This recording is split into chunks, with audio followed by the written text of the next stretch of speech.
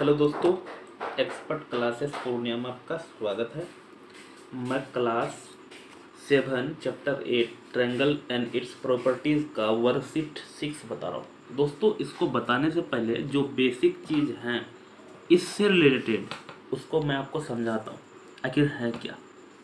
सबसे फर्स्ट में समझिएगा ध्यान से दोस्तों, इससे पहले वर्कशीट 5 में मैंने बताया था मीडियन के बारे में और ग्रेविटेशनल सेंटर के बारे में, या उसको सेंट्रोइड कहते हैं, उसके बारे में बताए थे।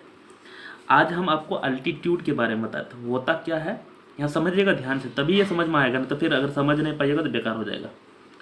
सबसे पहले आप जानते हैं इसको कहते हैं एक्यूट एंगल ट्रायंगल, मतलब सारा 90 से कम। दूसरा एक और होता है राइट एंगल ट्रायंगल, जो एक एंगल 90 है, ये वाला। तीसरा ऑब्ट्यूज एंगल, मतलब ये 90 से ज़्यादा है, ये 90 से 90 प्लस है, तो ये होता है obtuse angle triangle. Acute angle, right angle, obtuse angle पहले से भी जानते हो, ऐसा नहीं कि नहीं जानते हैं, जानते हैं आप। लेकिन हमको अल्टीट्यूड जो खींचना है, अल्टीट्यूड मतलब 90 डिग्री, यहाँ से खींचेंगे तो यहाँ होगा अल्टीट्यूड, ये है 90 डिग्री। जैसे मान लेते हैं ये ए है, ये बी है, ये सी है, यहाँ भी ए, ये बी, ये सी, यहाँ भी ए, यहाँ बी, यहाँ सी, सब अलग अलग है ना। समझिए ध्यान से, एक ए नंबर, ये बी नंबर, ये सी नंबर, ऐसे समझाने के लिए किए हैं, अलग अलग कॉन्सेप्ट है। इसको कहते हैं क्या, अल्टीट्यूड। क्या कहते हैं, अल्टीट्यूड, मतलब 90 डिग्री पे। इसका अल्टीट्यूड जो होगा ना, यही अल्टीट्यूड भी है, मतलब इसका अल्टीट्यूड ए डी है, लेकिन इसका अल्टीट्यूड क्या है, ए बी ही अल्टीट्यूड है। मतलब हम यहाँ ऐसे ऐसे कर देते हैं ताकि समझ में आएगा कि अल्टीट्यूड कहाँ है। इसमें अल्टीट्यूड यहाँ है दोस्तों। इसमें जो अल्टीट्यूड है ना, ये अंदर में नहीं, इसका अल्टीट्यूड यहाँ होगा, यहाँ डैश डैश करके बाहर में, इसको भी मिला देते हैं डैश डैश करके, मतलब यहाँ अल्टीट्यूड है ए डी। दिक्कत तो एक्यूट एंगल में अल्टीट्यूड में अंदर में होता है, राइट एंगल में अल्टीट्यूड कोई एक लाइन में, चाहे इस लाइन में होगा या इस लाइन में होगा। ऑब्ट्यूज एंगल में अल्टीट्यूड बाहर में होगा। दिक्कत इसी को क्या कहते हैं, यहाँ लिख देता हूँ, अल्टीट्यूड कहते हैं। A L T I T U D E, A L T I T U D E, altitude. इसमें कौन होगा, ये होगा अल्टीट्यूड। मैं फिर इसमें भी लिख देता हूँ A L T I T U D, और इसमें यही होगा अल्टीट्यूड, है ना, ये वाला चीज़। मैं इसमें टिक भी लगा दिया हूँ कि कौन अल्टीट्यूड है, समझाने के लिए। जब तक कॉन्सेप्ट समझ में आएगा तो बेकार है, फिर कोई फायदा नहीं। अगला एक और कॉन्सेप्ट समझिए, मतलब मैं कोई इक्विलेटरल ट्रायंगल में बना देता हूँ, सब में बनेगा ऐसे, राइट एंगल में भी है। यहाँ समझिएगा ध्यान से, कोई एक इक्विलेटरल ट्रायंगल ले लिए हैं, इक्विलेटरल ट्रायंगल इसका सब बराबर होगा। इसमें यहाँ से जो ये 90 खींचे, A B C, A D 90 खींचे, उसी तरह से बी और यहाँ डी के बाद ई लिख लेते हैं, बी ई, ये भी अल्टीट्यूड है 90 डिग्री। और तीसरा सी एफ, ये भी 90 है। जो तीनों अल्टीट्यूड जिस बिंदु पे मिलते हैं ना, है ना, अल्टीट्यूड से बने हुए सेंटर को क्या कहते हैं, ऑर्थो सेंटर कहते हैं। क्या कहते हैं, ऑर्थो सेंटर कहते हैं। O R T H O, ortho, उसके बाद centre C E N T R E, orthocentre of the triangle. इस ट्रायंगल का ये ऑर्थो सेंटर है, तो T R I A N G L. दोस्तों, इससे पहले जो है 6.5 में मैं ग्रेविटेशनल सेंटर यानी सेंट्रोइड के बारे में बताए थे। जिस समय चैप्टर खत्म होगा ना, तो चारों के बारे में एक साथ बताएंगे, जैसे कि 5 में भी होगा, ये सॉरी 7 के बाद 7 में होगा, 8 में होगा, मैं सारे को एक साथ बताएंगे, आपको बढ़िया से क्लियर हो जाएगा। अब यह समझ में आ गया, इसी दो कॉन्सेप्ट पे इसमें बेस है। अल्टीट्यूड और अल्टीट्यूड से बने सेंटर को क्या कहते हैं, ऑर्थो सेंटर।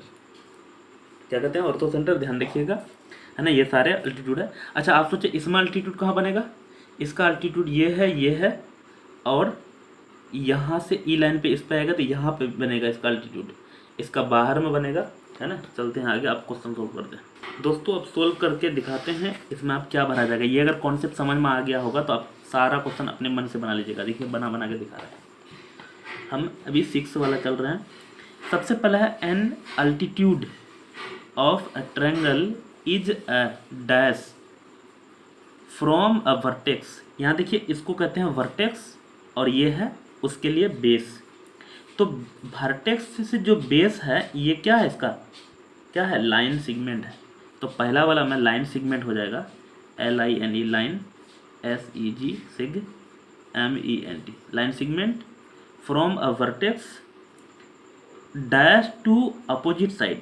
मतलब इस वर्टेक्स से, यहाँ और समझा देते हैं, ये वर्टेक्स से इस लाइन पे अपोजिट साइड के लाइन पे क्या होता है, परपेंडिकुलर होता है।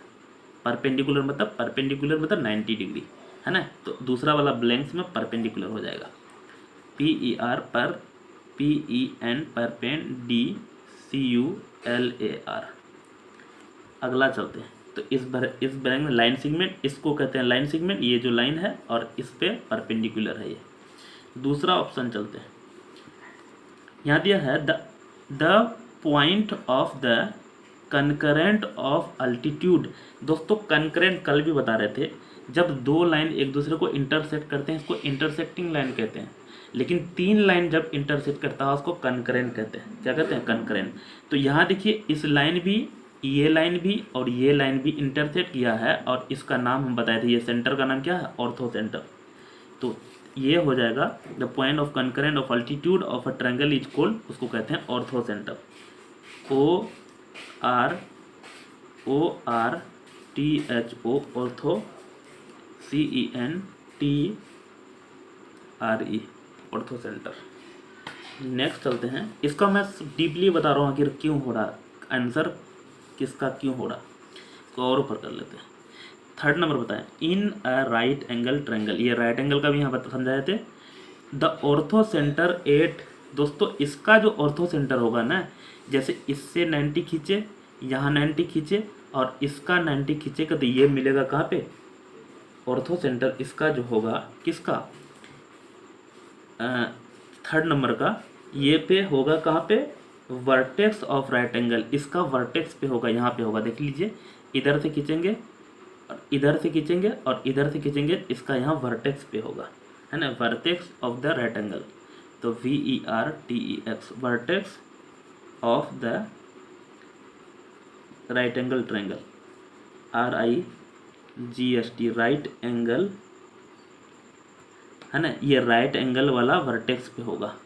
दिक्कत किस वाला में, राइट एंगल में। ऑब्ट्यूज एंगल में तो ये बाहर में होगा, अंदर में नहीं होगा। अगला चलते हैं, नंबर 4। दोस्तों ये वाला 4 दिया, वैसे इसमें भी ये वाला 3 दिया हो, यहाँ ये वाला 2 दे देते हैं कि नंबर वाला 2 दिया। अगला समझते हैं, number 4, the altitude draw an equal side of N isosceles triangle. यहाँ समझिए आइसोसेल्स ट्रायंगल जो होता है ना, ये वाला साइड और ये वाला साइड बराबर होता है। तो अल्टीट्यूड जो ऐसे खींचेंगे ना, है ना, ये अल्टीट्यूड है, तो ट्रायंगल का क्या हो जाएगा, ये इक्वल हो जाएगा। क्या हो जाएगा, इक्वल हो जाएगा, EQUAL। फिर से एक बार बता देते हैं, द अल्टीट्यूड जो है draw an equal side of an isosceles triangle.